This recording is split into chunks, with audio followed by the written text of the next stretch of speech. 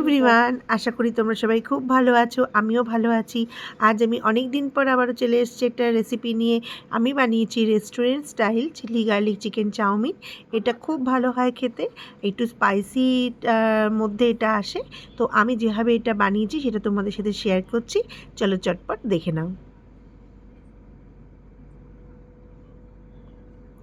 Chilli garlic chicken chowmein বানানোর জন্য প্রথমেই আমি ছোট ছোট করে চিকেন বোনলেস পিসগুলোকে কেটে নিয়ে আমি আগে ম্যারিনেট করব।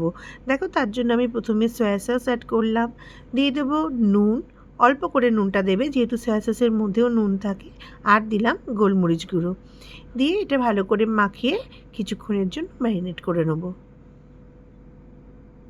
দেখো, আমার ম্যারিনেট করা হয়ে গেছে। এবার আমি এটা রেখে আমি বাকি প্রসেসের দিকে যাই। এবার আমি জল গরম করে, দেখো আমি এখানে পান্ডার চাউমিন নিয়েছি। এই চাউমিনটা খুব পাতলা হয়, আমাদের পাতলা নুডলস ভালো লাগে বলে আমি এটাই ইউজ করেছি। তোমরা তোমাদের পছন্দ মতো নিয়ে নিও। প্রথমে ভালো করে জল গরম হয়ে গেলে চাউমিনটা সিদ্ধ করে, একটু নুন দিয়ে সিদ্ধ করবে, করে নামিয়ে নেবে। আচ্ছা, চাউমিনটা সবসময় চেষ্টা করবে অনেকটা টাইম আগে করে রাখার, তারপর ফ্রিজে রাখলে বেশি ভালো, তাহলে চাউমিনটা খুব ঝরঝরে থাকে।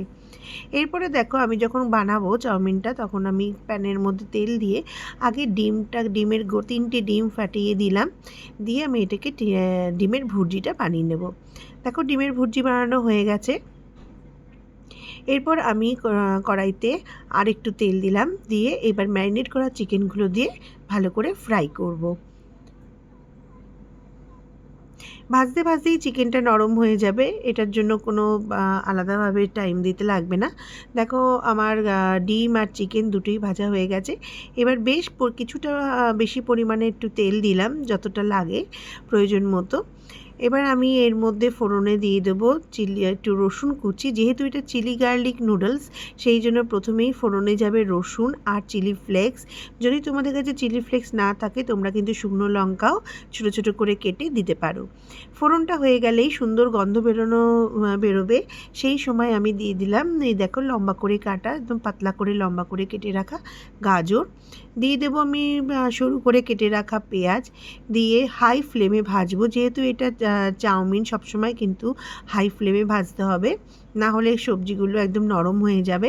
এরপরে দিয়ে দিলাম ক্যাপসিকাম আর কাঁচা লঙ্কা। এখানে কাঁচা লঙ্কাটা তোমরা সবাই তোমাদের ঝাল বুঝে স্বাদ অনুযায়ী দিও। দিয়ে হাই ফ্লেমে আরও কিছুক্ষণ নাড়াচাড়া করে নেব। করতে করতেই দিয়ে দেবো নুনটা কিন্তু একটু বুঝে শুনে দিতে হবে, কারণ চাউমিন সিদ্ধর সময় অলরেডি আমার নুন দেওয়া। এবার এছাড়াও ডিম চিকেন যখন আমি ফ্রাই করেছি সেই সবেও নুন আছে, সসেও নুন থাকে, সেই জন্য নুনটা সবসময় একটু বুঝে দিতে হবে। এরপর দেখো, আমি একটা সসের মিক্সচার তৈরি করে নিচ্ছি। তার জন্য প্রথমেই একটা বাটিতে tomato sauce, chilli sauce, soya sauce আর ভিনিগার, একটু গোলমরিচ গুঁড়ো আর সামান্য একটু চিনি দিয়ে আমি একটা সসের মিক্সচার তৈরি করে নিলাম। এবার যখন আমার এই চাউমিনের এই পেঁয়াজ ক্যাপসিকাম এই সবজিগুলো অলমোস্ট ভাজা হয়ে যাবে, তখন আমি ওই সসের গোলাটা দিয়ে দেব, দিয়ে হাই ফ্লেমে আবারও কিছুক্ষণ নাড়াবো। তারপরে দিয়ে দেবো ভেজে রাখা চিকেন। এখনই আমি ডিমটা দেবো না, ডিমটা একটু পরে দেবো। দিয়ে চিকেনের সাথে আমি এই সবজিগুলোকে আরেকটু ফ্রাই করব, যাতে সসের কোটিংটাও আমার চিকেনের মধ্যে সুন্দরভাবে লেগে যায়। এরপরে আমি আগে থেকে যে ঠান্ডা করে রেখেছিলাম চাউমিনটা, দেখো চাউমিনটা কত ঝরঝরা, তো সেটাই আমি দিয়ে দিলাম। দিয়ে এবার ভালো করে এটাকে মিক্স করতে হবে। সম্পূর্ণ কাজটা কিন্তু হাই ফ্লেমে করতে হবে, তা না হলে কিন্তু সমস্ত সবজি ক্রাঞ্চিনেসটা নষ্ট হয়ে যাবে। এরপর আমি অ্যাড করে দেব ডিমের ভুর্জিটা,